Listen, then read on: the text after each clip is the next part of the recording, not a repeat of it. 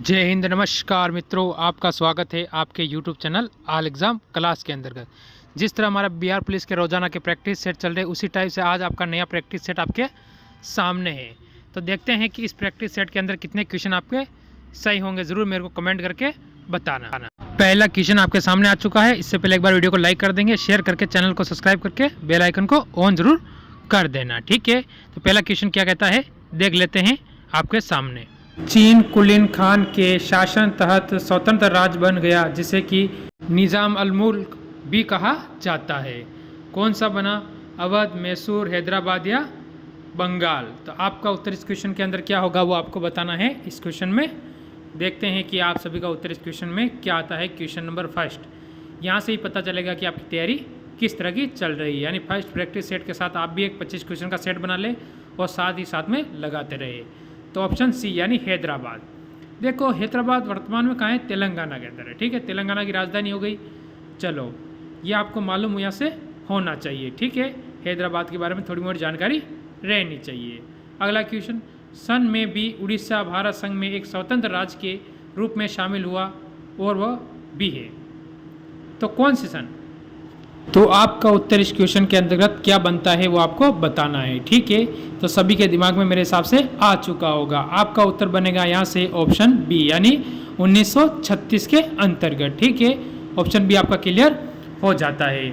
अगला क्वेश्चन देखते हैं क्या कहता है आपके सामने। निम्नलिखित में से किस राज्य की सीमा तेलंगाना से नहीं मिलती? यानी अगर आपको मानचित्र का अगर मालूम है तो आप इस क्वेश्चन को आसानी से कर सकते हैं, ठीक है। तो देखते हैं जैसे छत्तीसगढ़, महाराष्ट्र, कर्नाटक या गुजरात। तो आपका इसका उत्तर क्या करना है, कमेंट करके बताना है, ठीक है। तो ये आपका SW के तौर पर रहेगा, ठीक है। जिसको मानचित्र का अगर थोड़ा सा नॉलेज है वो क्वेश्चन आराम से कर सकता है, ठीक है। अगला क्वेश्चन देखते हैं क्या कहता है आपके सामने। भारतीय राष्ट्रीय आंदोलन के दौरान निम्नलिखित में से किसे भारत माता की प्रसिद्ध तस्वीर बनवाई थी? उसका नाम बताना है। कौन था इसने भारत माता की तस्वीर बनवाई थी? तो आपका उत्तर यहाँ से क्या होगा ये बताना है इस क्वेश्चन के अंतर्गत, ठीक है। तो आपका उत्तर होगा अरविंद नाथ टैगोर। ऑप्शन आपका यहाँ से डी बिल्कुल सही और सटीक उत्तर इस क्वेश्चन में बन जाएगा। सालाना आयोजित होने वाले अवंतराव पावर ट्रॉफी किस खेल से संबंधित है? ये बताना है। कौन सी है? पावर ट्रॉफी, ठीक है। तो किस खेल से संबंधित है? यहाँ से आपका उत्तर क्या होगा? यहाँ से जो आपका उत्तर बनता है इस क्वेश्चन के अंतर्गत वो बनेगा ऑप्शन बी यानी नेट बॉल, ठीक है। ऑप्शन बी बिल्कुल सही और सटीक उत्तर बन जाएगा। निम्नलिखित में से कौन सी नदी अरब सागर में नहीं गिरती है?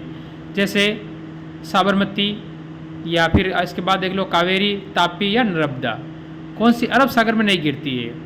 यानी अगर तीन तो गिरती होगी तो आपका उत्तर होगा यहाँ से कावेरी, यानी ऑप्शन यहाँ से बी बिल्कुल सही और सटीक उत्तर आपका बन जाता है।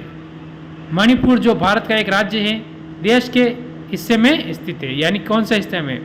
पूर्वोत्तर, उत्तर, पश्चिम या पश्चिम तोड़, ठीक है। तो आपका उत्तर यहाँ से क्या होने वाला है वो आपको बताना है इस क्वेश्चन के अंतर्गत, ठीक है। तो यहाँ से आपका उत्तर बन जाएगा ऑप्शन नंबर ए, बी या सी। मैं लिख देता हूँ, इससे आपका क्वेश्चन एकदम क्लियर हो जाएगा। तो क्या होगा यहाँ? पूर्वोत्तर। क्या होगा? पूर्वोत्तर, ठीक है। ये आपको ध्यान रखना है, पूर्वोत्तर आपका उत्तर हो जाएगा।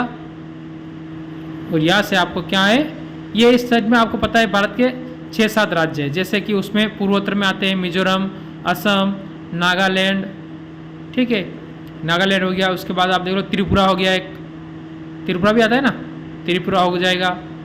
तो यहाँ से आपका त्रिपुरा हो गया। और अरुणाचल प्रदेश, प्लस प्रदेश यानी अरुणाचल प्रदेश, शॉर्ट लिख रहा हूँ मैं, जगह नहीं इतनी, ठीक है। तो यहाँ से आपके बहुत सारे राज्य ये हो जाते हैं जो आपको याद रखना है। इसके बाद मेघालय हो गया एक और, ठीक है। तो ये आपका इधर हो जाते हैं। ये आपको सभी को क्लियर हो चुके हैं। यहाँ से भी आपका कम से कम 4-5 क्वेश्चन क्लियर हो जाते हैं। रॉयल सीमा तट किस राज्य में स्थित है?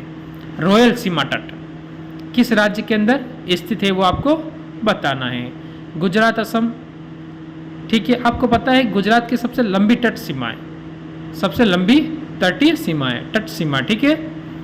किसकी है? गुजरात की। सबसे छोटी तो गोवा की है, सबसे लंबी गुजरात की है। आपका उत्तर होगा यहाँ से ऑप्शन सी यानी आंध्र प्रदेश। आपका उत्तर बिल्कुल सही और सटीक उत्तर बन जाएगा। क्वेश्चन नंबर 10, खेल के विकास के लिए भारतीय राष्ट्रीय कार्यक्रम की पहचान करें। खेल का विकास किससे होगा? खेलो इंडिया, उड़ो इंडिया से तो होगा नहीं, या जागो इंडिया से भी नहीं होगा, या दौड़ो इंडिया से तो होने वाला है नहीं। तो यहाँ से आपका 3 ऑप्शन तो अपने सामने कट रहे हैं और एक ऑप्शन अपना यहाँ से उत्तर बन रहा है। तो इसमें मेरे हिसाब से किसी को कोई डाउट होना भी नहीं चाहिए। तो ऑप्शन आपका ए बिल्कुल सही और सटीक उत्तर इस क्वेश्चन में बन जाता है। उत्तर भारत में प्रचलित मंदिर वास्तुकला शैली है कौन सी शैली है? नागर, वेसर, द्रविड़ या विमान? तो कौन सी शैली हो जाएगा आपका उत्तर इस क्वेश्चन के अंतर्गत? ठीक है, तो मेरे हिसाब से आप सभी के दिमाग में इसका उत्तर आ चुका होगा, ऑप्शन ए। ठीक है, नागर शैली इसमें आपका हो जाता है। 12 नंबर क्वेश्चन, कौन सी राज्य सरकार राज्य में सभी जिलों में गुरु शिष्य कार्यक्रम शुरू करेगी? कौन सी गुरु और शिष्य कौन सी करेगी? महाराष्ट्र करेगी, या फिर मध्य प्रदेश करेगी, या बिहार करेगी, या फिर राजस्थान करेगी? तो कौन सी सरकार ये करने वाली है? क्या आपकी बिहार सरकार करेगी, या फिर एमपी वाली सरकार करेगी, या फिर राजस्थान सरकार करेगी, या फिर महाराष्ट्र? आपका उत्तर होगा यहाँ से इस क्वेश्चन के अंतर्गत ऑप्शन डी, राजस्थान सरकार। राजस्थान की राजधानी क्या हो जाती है?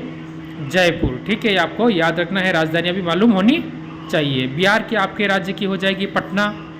ठीक है, मध्य प्रदेश की हो जाएगी भोपाल, और महाराष्ट्र की हो जाएगी मुंबई। ठीक है, यहाँ से भी आपके 5-6 क्वेश्चन क्लियर एक साथ हो जाते हैं। अगला क्वेश्चन देखते हैं, भारत का संवैधानिक प्रमुख कौन होता है?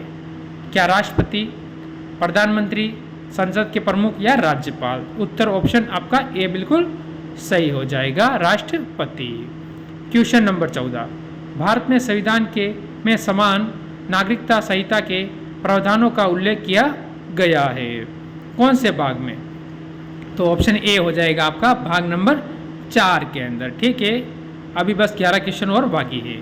प्रधानमंत्री राष्ट्रीय बाल पुरस्कार 2011 के लिए इनमें से कितने बच्चों को चयनित किया गया था? आपका उत्तर होगा ऑप्शन सी यानी 32 बच्चों को चयन किया गया था। ठीक है, आपको याद रखना है, और अभी तक लाइक नहीं किया है उसे लाइक भी करना है। क्वेश्चन नंबर अगला आपके सामने, निम्न में से किस ट्रेन का नाम बदलकर नेताजी एक्सप्रेस कर दिया गया है? ठीक है, तो कौन सी ट्रेन है जिसका नाम बदल के क्या कर दिया? नेताजी एक्सप्रेस। तो आपका उत्तर यहाँ से बन जाएगा ऑप्शन बी, कौन सा? हावड़ा कालका मेल। ठीक है, ऑप्शन बी बिल्कुल सही और सटीक उत्तर इसमें बन जाता है। गणतंत्र दिवस पर परेड में फाइटर प्लेन उड़ाने वाली पहली महिला फाइटर निम्न में से कौन बन गई है? क्या बनी है? फाइटर, पहली महिला। उसका नाम होगा भावना कांता। ऑप्शन आपका बी बिल्कुल सही हो जाएगा। गुजरात सरकार ने किस नई नीति को लागू करने की घोषणा की है? ठीक है, कौन सी सरकार? गुजरात सरकार ने। ये सारे आपके करंट के क्वेश्चन बनते हैं। तो आपका उत्तर होगा नई पर्यटक नीति, यानी पर्यटक को क्या करना? आकर्षित करना। Option D. Star footballer Cristiano Ronaldo ने फुटबॉल इतिहास में सबसे ज़्यादा गोल करने के मामले में निम्न में से किस पूर्व खिलाड़ी की बराबरी कर ली है? तो उस खिलाड़ी का नाम क्या है? तो उसका नाम होगा जोसेफ बिकान। ठीक है, ऑप्शन आपका यहाँ से सी बिल्कुल सही हो जाएगा। सुनील छेत्री आपको पता है हमारी भारतीय टीम के कप्तान है फुटबॉल के। ठीक है, इनके बारे में आपको नॉलेज होना चाहिए।